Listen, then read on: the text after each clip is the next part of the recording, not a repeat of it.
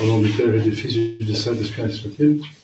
Chers fidèles, dans les leçons de matin de l'office d'aujourd'hui, on lit les raisons pourquoi le Fils de Dieu, qui s'est incarné, n'avait pas seulement besoin d'une mère, mais aussi d'un père, quoi qu'il soit légitime, mais pas biologique. Donc la mère est indispensable pour être un homme, pour prouver qu'il est homme, vraiment homme. Il a voulu vraiment naître d'une femme, n'est-ce pas? Comme tout homme, 9 mois dans le sein, et puis etc. Donc l'enfant de la mère. Mais il fallait que cette vierge soit donc épousée, hein, parce que, pour plusieurs raisons, pour prouver la descendance de Marie et de Jésus. Une des raisons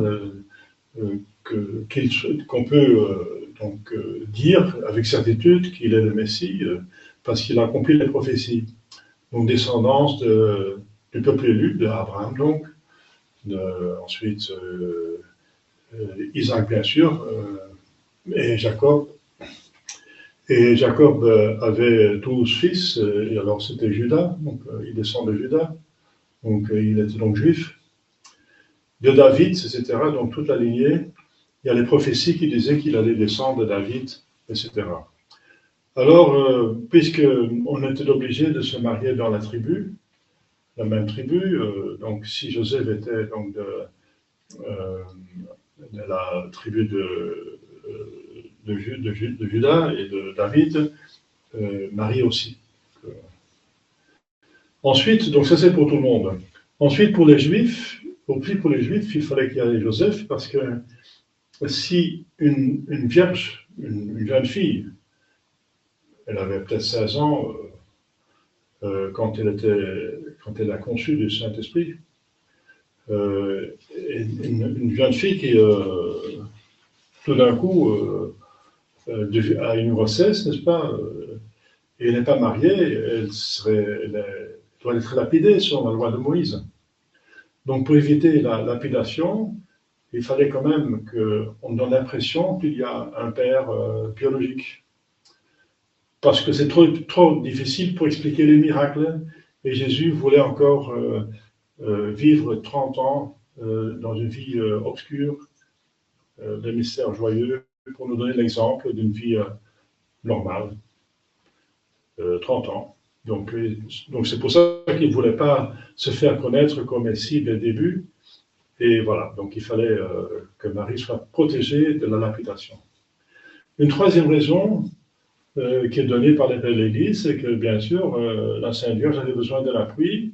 Par exemple, lors de la fuite en Égypte, une belle femme, une femme magnifique, n'est-ce pas, qui n'a pas de tare de péché originel, c'est une femme aussi belle peut-être plus belle qu'Ève avant la chute, donc un être, un main qui sort de la main de Dieu, sans aucune tare. Elle était magnifique, elle était très attrayante, et elle n'aurait pas pouvoir survivre convenablement une demeure prolongée en Égypte, parmi ces gens encore qui haïssent les Juifs, et donc elle était en danger. C'est dangereux pour une femme toute seule. Donc il fallait absolument un homme, et aussi pour tous les devoirs d'un homme, pour apporter de l'argent et tout ce qui est nécessaire pour la vie. Troisième raison. Alors, saint Ignace d'Antioche ajoute une quatrième. Donc, d'abord là pour tout le monde, pour les chrétiens, pour prouver qu'il est le Messie, pour les croyants. Ensuite, pour les Juifs, pour défendre contre la lapidation. Ensuite, pour les défendre contre les Égyptiens. Il y a encore une quatrième raison, pour les défendre contre le démon. Voilà. Ça veut dire que le démon était trompé, et Dieu ne laissait pas connaître ce qui se passait, et il pensait que Jésus venait de Joseph et de Marie, tout simplement. Donc, pour qu'il soit aussi pas trop attaqué pendant ces 3 années de caché. pour mener une vie normale. Donc, 4 raisons pourquoi Joseph devait assister à cette incarnation du Fils de Dieu. Et bien sûr, donc en même temps qu'il a donc cet office, il reçoit tous les prérogatives et les dons nécessaires. Et c'est ça qui fait sa grandeur. Son titre est époux de la Sainte Vierge Marie, et bien sûr, ça implique père, pas biologique, mais légal de notre Seigneur Jésus-Christ. Et notre Seigneur l'appelait Père, et Marie aussi. Elle dit quand elle le retrouve dans le temple, ton Père et moi t'ont cherché, ton Père. Donc c'est inimaginable pour nous que 30 ans, un homme puisse vivre avec le Fils incarné, que le Fils incarné le nomme Père est obéissant. Donc il faut quand même une sainteté extraordinaire pour pouvoir guider le Fils de Dieu, n'est-ce pas, pouvoir le commander, le diriger, etc. Et aussi pour vivre chastement avec une belle femme attrayante, n'est-ce pas? Il faut encore une chasteté incroyable, donc plus que commune, n'est-ce pas? Et toutes les vertus qu'il avait.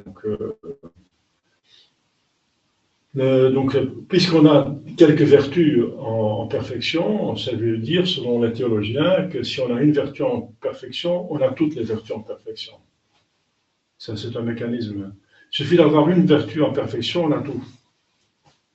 Puisqu'une vertu ne peut pas être parfaite sans que les autres soient là en même temps. Pas possible. Donc, puisqu'il était à la perfection chaste, pour pouvoir vivre avec la Mère de Dieu, sans aucune concupiscence, parce que ça ne convenait pas, et que le Fils de Dieu, il avait donc une sagesse parfaite aussi pour pouvoir guider un enfant, un jeune homme jusqu'à 30 ans qui est le Fils, qui est Dieu même. Donc il fallait qu'il a des vertus, il a une sainteté hors commune, hors du commun. Donc il est hors du commun, il est hors donc aussi dans la gloire, hors du commun. Il n'est pas dans les cœurs des anges, apparemment. Donc il n'est pas dans le cœur des anges. Puisque Saint François d'Assise a eu la révélation qu'il a la plus haute place dans les cœurs des anges. Il remplace Lucifer. Alors, Sainte Vierge Marie, qui est plus saint que Saint François d'Assise, et Saint Joseph, qui est plus saint que Saint François d'Assise, c'est absolument certain, parce que la sainteté se mesure à l'amour de Dieu. L'amour de Dieu se mesure à la proximité. Alors, aucun être humain a été si proche de Jésus que la Sainte Vierge Marie et Joseph. Donc ils ont une sainteté donc plus que Saint François d'Assise, ça veut dire qu'ils sont en dehors, au-dessus des cœurs des anges. Il y a des hommes qui sont au-dessus des cœurs des anges. Il ne me semble pas qu'il y a des anges qui sont au-dessus des cœurs des anges, mais il y a des hommes. Donc ce qui est curieux, que les hommes sont au-dessus des anges, quelques hommes. Jésus pour commencer, Marie et Joseph, en tout cas. C'est comme une trinité, n'est-ce pas? Une trinité, il y avait une trinité dans le ciel et une trinité sur terre. Donc, on peut dire beaucoup de Saint Joseph. Joseph alors représentait le Père, bien sûr, Dieu le Père. Il restait silencieux parce que le Père ne se manifeste pas sur terre ou très rarement. Donc, il se laisse entendre, j'en ai parlé dimanche dernier. Il y a une voix qui retentit du ciel lors du baptême. Notre Seigneur Jésus-Christ, bien sûr, et aussi à la transfiguration, mais il se manifeste très très peu, c'est surtout, il se manifeste par son Fils, c'est son Fils, et par le Saint-Esprit, c'est les autres personnes qui surtout agissent sur terre. Donc Saint Joseph reste dans l'arrière-plan, il représente le Père, voilà, il y a donc Marie et Jésus, bien sûr, qui représentent les autres personnes, la Sainte Trinité. Voilà, donc, quoique tous les trois avaient une relation extraordinaire avec tous les trois personnes de la Trinité, bien sûr. Saint Joseph était plein de Saint-Esprit aussi, la Sainte Vierge était pleine de grâce. Voilà.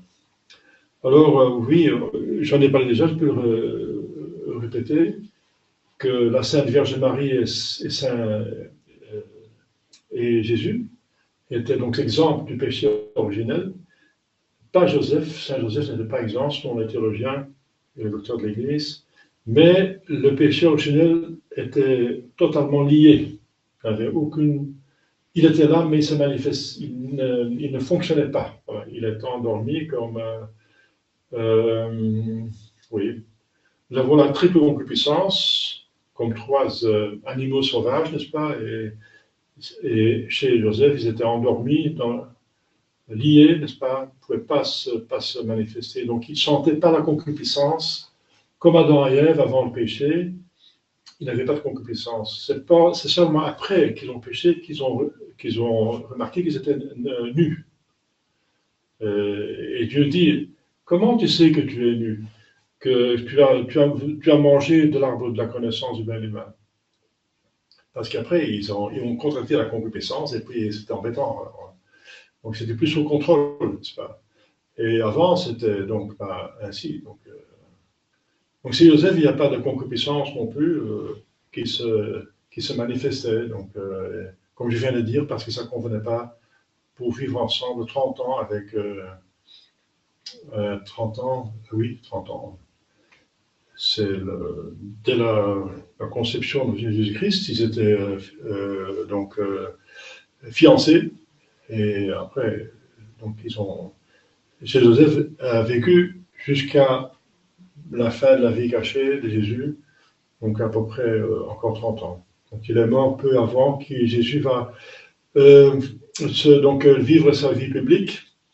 Et on se demande pourquoi Joseph n'a pas assisté à la crucifixion, etc. Eh bien, il y en a qui disent qu'il serait mort de chagrin, il ne pouvait pas supporter. Pour lui, ce n'était pas possible. Donc, ça montre la force de la Sainte Vierge Marie. Elle devait être là aussi. Donc, et aussi parce qu'il y avait un couple qui avait péché, un couple devait réparer, pas trois personnes. Donc, voilà. Et Saint Joseph est très curieux parce qu'il appartient au même temps à l'Ancien Testament, parce que qu'on commence strictement parlant, quand Jésus dit ceci est le Nouveau Testament, lors de la dernière scène, ça veut dire qu'avant c'était encore l'Ancien, et il était encore dans l'Ancien Testament, mais il a collaboré au Nouveau Testament. Donc, c'est pour ça qu'il appartient en même temps aussi au Nouveau Testament. Sinon, on pourrait dire Saint Jean-Baptiste est plus saint que Saint Joseph. Ce serait un petit peu curieux, parce qu'il n'était pas si proche que Saint Joseph. Jésus, c'était bien un neveu, mais pas comme Saint Joseph, qui vivait jour et nuit avec son père. Parce que Jésus dit de Saint Jean, c'est le plus grand saint. Il n'y a pas un plus grand saint sorti d'une femme, d'une mère, que celui-là.